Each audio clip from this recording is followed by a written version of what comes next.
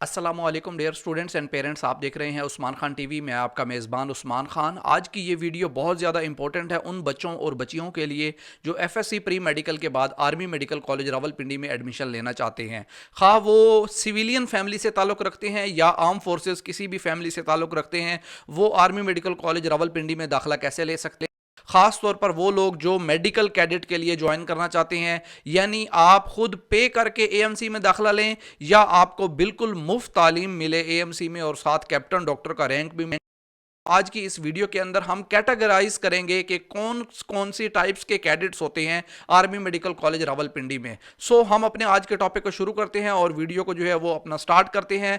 और अब आपको मैं अपनी स्क्रीन पर लिए चलता हूं और स्क्रीन पर जाके आपको मैं दिखाता हूं कि आर्मी मेडिकल कॉलेज रावलपिंडी में एडमिशन लेने के लिए क्या क्या तरीकाकार मौजूद हैं।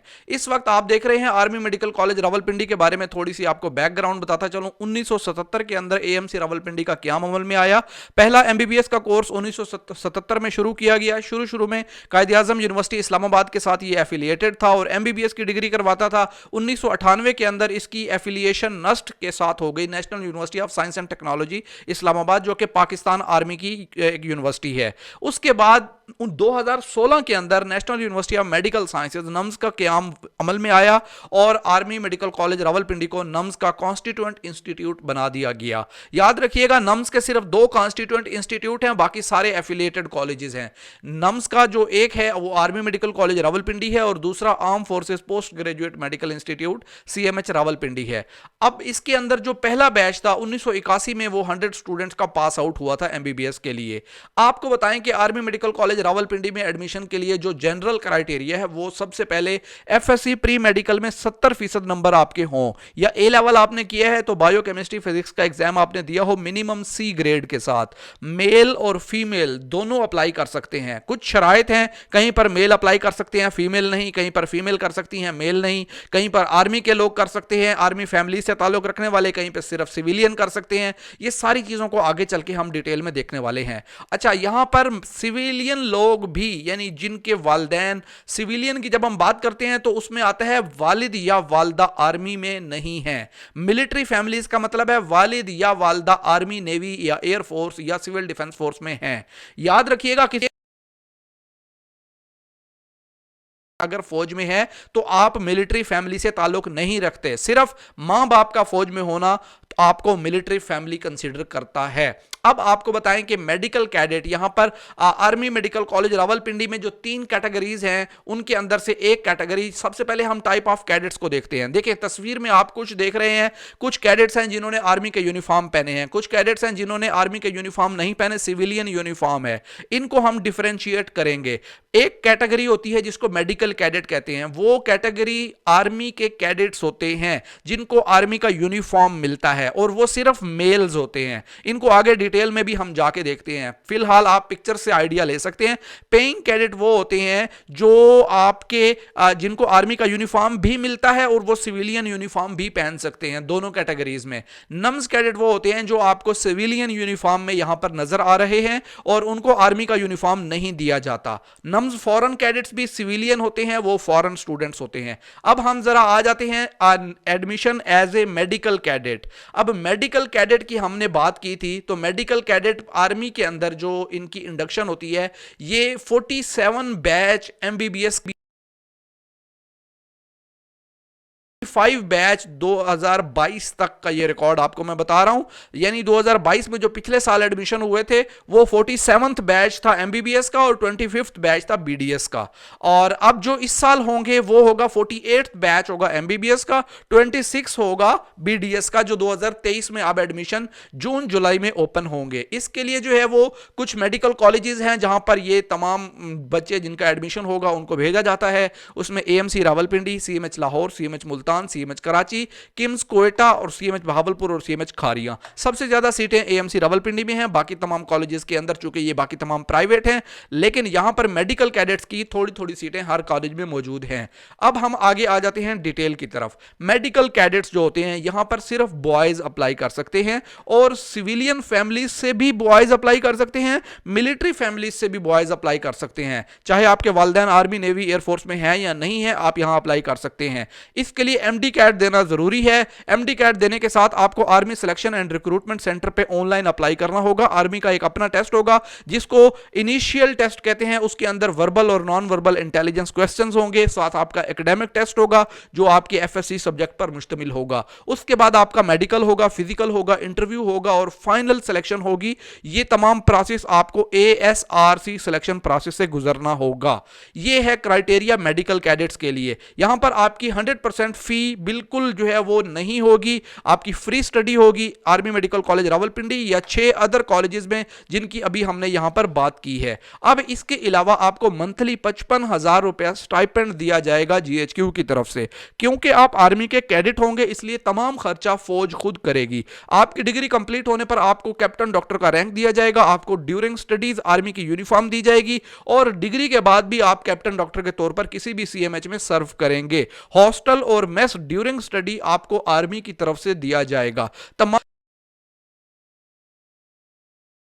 के अंदर हवाई जहाज की टिकट, जिसके अंदर आपकी पाकिस्तान रेलवे की टिकट्स में जो पाकिस्तान फौज को जो फैसिलिटीज हासिल हैं वो तमाम फैसिलिटीज कैप्टन जो मेडिकल कैडेट्स हैं वो अवेल कर सकते हैं। आपकी डिग्री कंप्लीट होने के बाद आपको PMA Kakul basic military training के लिए 6 महीने के लिए भेज दिया जाएगा और जब आपकी ट्रेनिंग कंप्लीट होगी आपको कैप्टन डॉक्टर का रैंक लगा के आपको किसी भी सीएमएच के अंदर रिक्रूट कर दिया जाएगा। आपने जब ज्वाइनिंग करनी होगी, आपकी जब सिलेक्शन कंप्लीट हो जाएगी एफएससी के बाद, आप जब सारा प्रोसेस कंप्लीट कर लेंगे तो आपने 13 साल का सर्विस बॉन्ड साइन करना होगा, यानी आप आर्मी को 13 साल तक नहीं छोड़ सकते। यह तरीकाकार मेडिकल कैडेट्स के लिए है। इसकी डिटेल और सारा प्रोसेस एंड पे हम तफसील से बताने वाले हैं। इसके बाद दूसरी कैटेगरी है पेइंग कैडेट्स। पेइंग कैडेट्स में भी गर्ल्स और बॉयज दोनों अप्लाई कर सकते हैं और यहां पर जो क्राइटेरिया है वो सिविलियन फैमिलीज के लोग अप्लाई नहीं कर सकते, सिर्फ आर्म्ड फोर्सेस फैमिलीज के बच्चे अप्लाई कर सकते हैं, यानी जिनके वालिद या वालदा आर्मी, नेवी, एयरफोर्स या सिविल डिफेंस फोर्स के अंदर सर्विंग हैं या रिटायर हैं या शहीद हो चुके हैं। इन तमाम कैटेगरीज के बच्चे अप्लाई कर सकते हैं। इन बच्चों को नम्स टेस्ट भी देना होगा और एमडी कैट टेस्ट भी क्लियर करना होगा। इनका सारा प्रोसेस नम्स यूनिवर्सिटी करेगी। नम्स का एंट्री टेस्ट देंगे, उसके बाद मेरिट लिस्ट लगेंगी, लेकिन नम्स टेस्ट देने के साथ इन्होंने पेइंग कैडेट फॉर्म, जिसको पीसी फॉर्म कहते हैं, वो फॉर्म हासिल करना होगा। किसी भी स्टेशन हेडक्वार्टर से या जीएचक्यू से हासिल कर सकते हैं या आप आर्मी फैसिलिटेशन सेंटर से हासिल करके उसको फिल करके हर साल सितंबर के महीने में वो फॉर्म जमा करवाना जरूरी होगा। अगर आप नम्स टेस्ट देते हैं और पीसी फॉर्म जमा नहीं करवाते तो आप पेइंग कैडेट कैटेगरी के लिए लाइन नहीं करेंगे। इसमें आर्मी, नेवी, एयरफोर्स और सिविल डिफेंस फोर्स का कोटा होता है। सबसे ज्यादा सीटें आर्मी के स्टूडेंट्स के लिए होती हैं। फिर हर एक फोर्स के लिए उनकी सर्विंग की अलग सीट्स होती हैं, रिटायर्ड की अलग सीट्स होती हैं और शहीद का कोटा अलग होता है। सिविलियन फैमिलीज इस कोर्स के लिए यानी पेइंग कैडेट के लिए अप्लाई नहीं कर सकती। यहां पर जो बच्चे सेलेक्ट हो जाएंगे उनकी हाफ फीस जो है वो स्टूडेंट्स पे करते हैं और हाफ फी उनको जीएचक्यू की तरफ से जो है वो अदा नहीं करनी होती और वो फौज जो है वो आर्मी खुद अदा करती है। यानी सिंपल वर्ड में कह लें कि आपकी फीस जो है वो नम्स कैडेट से हाफ होती है ऑलमोस्ट। अब इसमें आपको मिलिट्री यूनिफॉर्म अलाउ होता है लेकिन ओकेजनल, यानी आप throughout the 7 days in the week आप आर्मी यूनिफॉर्म नहीं पहनते। किसी किसी मौके पे आपको जो है वो आर्मी यूनिफॉर्म अलाउ होता है पहनना, लेकिन आप एज ए मिलिट्री पर्सन ही होते हैं क्योंकि आपको आर्मी का रैंक ही मिलेगा, आपको कैप्टन डॉक्टर रैंक मिलेगा। हॉस्टल एंड मेस इसके अंदर आपको आर्मी की तरफ से नहीं मुहैया किया जाता, स्टूडेंट खुद पे करते हैं। आपकी डिग्री कंप्लीट होने के बाद आपको मेडिकल कैडेट्स के साथ मिलिट्री ट्रेनिंग के लिए पीएमए काकोल भेजा जाता है और ये जो पेइंग कैडेट्स हैं इनको 3 साल के लिए मिलिट्री सर्विस बॉन्ड साइन करना होता है, यानी वो 3 साल तक आर्मी को सर्व करेंगे और इससे पहले वो छोड़ नहीं सकते। तीसरी कैटेगरी आ जाती है नम्स कैडेट। नम्स कैडेट में वो बच्चे और बच्चियां अप्लाई कर सकते हैं जो सिविलियन रहते हैं ड्यूरिंग देयर स्टडीज और उनकी यूनिफॉर्म इस वक्त आप स्क्रीन पर देख रहे हैं। इन 2 कैडेट्स के अलावा बाकी तमाम यहां पर नम्स कैडेट आपको नजर आ रहे हैं। अच्छा, अब यहां पर गर्ल्स भी अप्लाई कर सकती हैं, बॉयज भी अप्लाई कर सकते हैं, सिविलियन फैमिली से ताल्लुक रखने वाले भी अप्लाई कर सकते हैं, मिलिट्री फैमिली से ताल्लुक रखने वाले बच्चे भी अप्लाई कर सकते हैं। इनके लिए नम्स टेस्ट देना लाजमी होता है और साथ साथ एमडी कैट देना भी लाजमी होता है। इनके एडमिशन नम यूनिवर्सिटी के जरिए होते हैं, यानी आपने नम्स टेस्ट देना है, उसके बाद मेरिट बनेगा और आपका मेरिट लिस्ट में अगर नाम आता है मेरिट, मैट्रिक, एफएससी और नम्स टेस्ट की बुनियाद पर, तो आपको एडमिशन अलॉट किया जाता है। इसके अंदर आपको आर्मी यूनिफॉर्म नहीं अलाउ होती। 100% फीस स्टूडेंट ने खुद पे करनी होती है। हॉस्टल एंड मेस भी स्टूडेंट ने खुद पे करना होता है। जब आपकी डिग्री कंप्लीट हो जाएगी आपको पीएमए का कॉल नहीं भेजा जाता, आपको आर्मी का रैंक नहीं मिलता।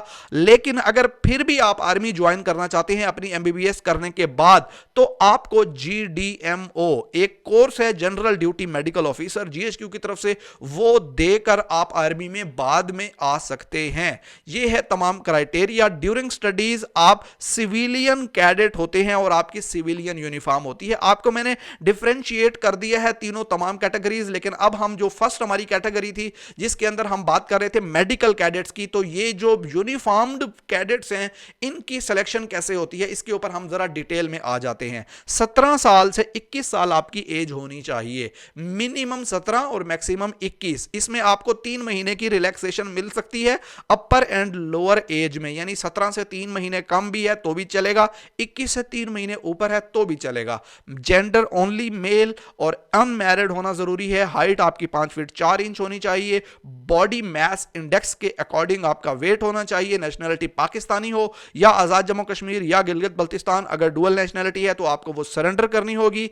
आपको यहां पर सर्विस के लिए 13 साल का बॉन्ड साइन करना होगा on completion of your MBBS degree. Okay, अच्छा, अब इसके बाद आपके एफएससी प्री मेडिकल में 70% नंबर होने चाहिए, या आपने ए लेवल किया है तो आपका bio physics and chemistry with minimum C grade होना चाहिए। जो बच्चे बलूचिस्तान के हैं या सिंध के कुछ अंडर डेवलप्ड डिस्ट्रिक्ट्स के हैं जो यहां पर मेंशन है, उनके लिए एफएससी में 65% नंबरों की शर्त दी गई है। अब यहां पर वो बच्चे जिन्होंने ए लेवल या ओ लेवल किया है तो उनको आईबीसीसी से और मिनिस्ट्री ऑफ एजुकेशन से अपने इक्विवेलेंस सर्टिफिकेट लेके आने होंगे। वो बच्चे जिनके पार्ट 1 में 70% नंबर हैं और वो पार्ट 2 में अभी अपेयर हो रहे हैं, वो भी अप्लाई कर सकते हैं। अगर आपका पार्ट 2 का रिजल्ट नहीं आया तो भी आप अप्लाई कर सकते हैं, लेकिन उसके लिए आपको होप सर्टिफिकेट बनवाना होगा अपने इंस्टीट्यूट के हेड से, अपने कॉलेज के प्रिंसिपल से। और आपका जब रिजल्ट आ जाएगा पार्ट 2 का, तो आपने रिजल्ट आने के 5 दिन के अंदर अंदर, चूंकि आप अप्लाई तो पहले कर चुके होंगे और टेस्ट भी दे चुके होंगे, मेडिकल फिजिकल भी हो चुका होगा, आपका रिजल्ट बाद में आएगा, तो आपने रिजल्ट आने के 5 दिन के अंदर अंदर अपनी एफएससी पार्ट 2 के रिजल्ट की कॉपी या मार्कशीट आपने PA to directorate PA 3C general headquarter GHQ Rawalpindi में जमा करवानी है। अगर आप 5 दिन में जमा नहीं करवाएंगे तो आपका एडमिशन कैंसिल कर दिया जाएगा। इन एलिजिबिलिटी क्राइटेरिया, अगर आप ऑलरेडी आईएसएसबी से 2 दफा रिजेक्ट हो चुके हैं तो आप अप्लाई नहीं कर सकते। अगर आप ऑलरेडी किसी भी सीएमएच या अपील मेडिकल बोर्ड से मेडिकली अनफिट हो चुके हैं तो भी आप अप्लाई नहीं कर सकते। अगर आप हेपेटाइटिस बी सी में अनफिट हो चुके हैं तो भी आप अप्लाई नहीं कर सकते। अगर आप किसी भी आर्म फोर्सेस के इदारे से पहले ही डिसमिस हो चुके हैं तो भी आप अप्लाई नहीं कर सकते। किसी गवर्नमेंट सर्विस से आप ऑलरेडी निकाले जा चुके हैं या डिसमिस हो चुके हैं तो भी आप अप्लाई नहीं कर सकते। अगर आप किसी अदालत में कोर्ट ऑफ लॉ से कन्विक्टेड हैं तो भी आप अप्लाई नहीं कर सकते। इसके लिए अप्लाई करने का प्रोसेस क्या है, बहुत सिंपल है।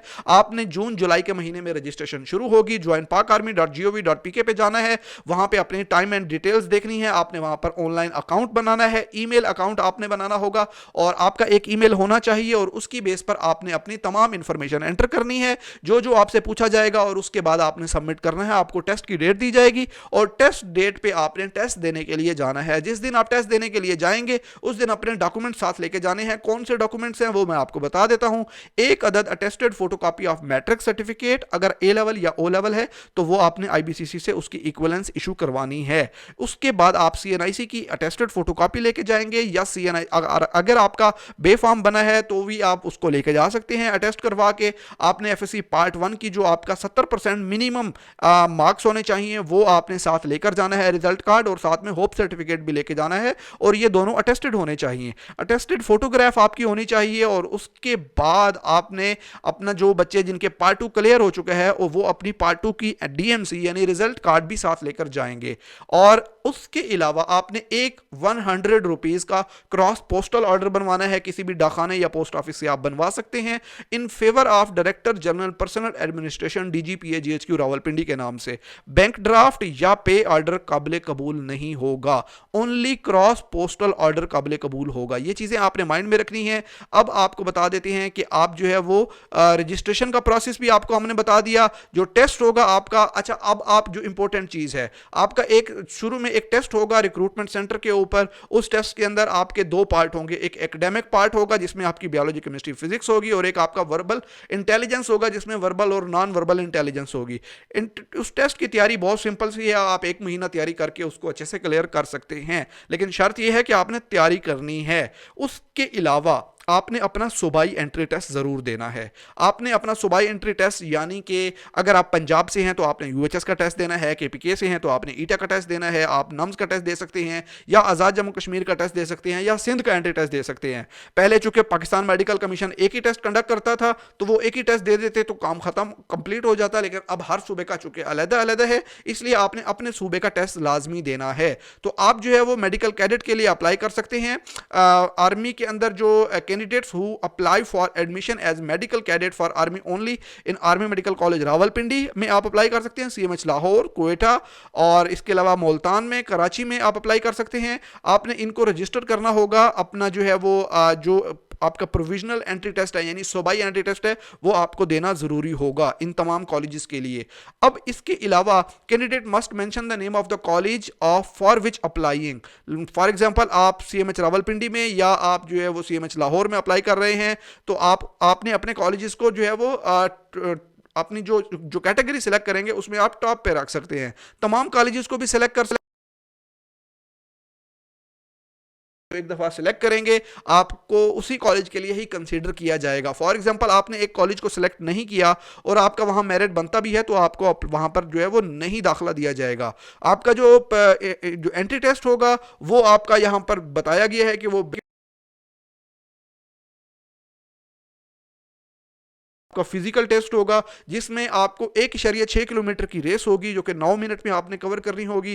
पुशअप्स आपके होंगे 15 रेपिटेशन इन 2 मिनट्स, सिटअप्स होंगे 20 रेपिटेशन इन 2 मिनट्स, चिनअप्स होंगे 3 रेपिटेशन इन 2 मिनट्स, और डिच क्रॉसिंग एक 7 फीट 4 इंच का गड्ढा होगा और 4 फीट गहरा होगा, उसको आपने दौड़ते हुए क्रॉस करना होगा। उसके बाद आपका एक इनिशियल मेडिकल टेस्ट होगा और उसके बाद आपका जो है वो इंटरव्यू होंगे, पर्सनैलिटी टेस्ट होगा जीएचक्यू रावलपिंडी में, और फाइनल सिलेक्शन आपकी ओवरऑल परफॉर्मेंस की बेस पर होगी।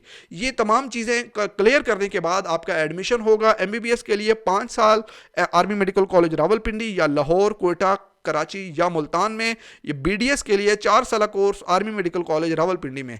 डिग्री कंप्लीट होने के बाद आपको 22 हफ्तों के लिए यानी 6 महीनों के लिए बेसिक मिलिट्री ट्रेनिंग के लिए पीएमए का कॉल भेजा जाएगा after completion of final professional examination. ये मुकम्मल डिटेल्स आपके साथ शेयर करने का मकसद ये है ताकि आपको तमाम की तमाम चीज़ें समझ आ सकें कि किस तरह से आप फौज को ज्वाइन कर सकते हैं, किस तरह से आप आर्मी के अंदर एज ए कैप्टन डॉक्टर बन सकते हैं एफएससी के बाद। उम्मीद करते हैं वीडियो आपको पसंद आई होगी। वीडियो बहुत इंपॉर्टेंट थी, बहुत थोड़ी सी लंबी हो गई है लेकिन आपके लिए बहुत कीमती है। अपना रखिएगा ख्याल, मिलेंगे नेक्स्ट वीडियो में, तब तक के लिए इजाजत, खुदा हाफिज।